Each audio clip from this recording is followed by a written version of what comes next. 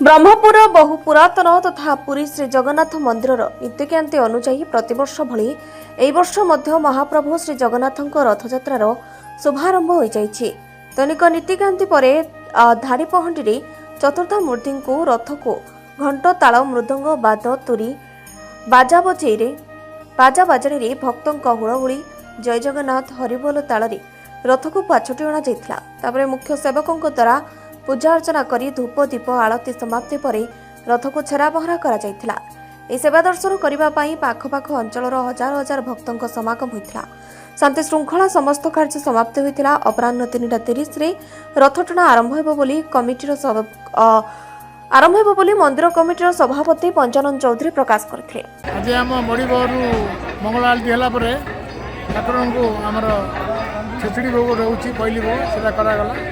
तापर ठाकुर को वेशभूषा करमर आउ थे खेचड़ी भोग सब है ठाकुर रथ उपर चढ़े से सेनापट लगी करागला। तापर आमर 10:30 गोटी पहंडी ठाकुर मान सब रथ उपर विजय करागला। अबिका छेरा पहरा सरला। तापर 4:30 बेले रथ टଣା आरंभ शांतिमय सहित रथ।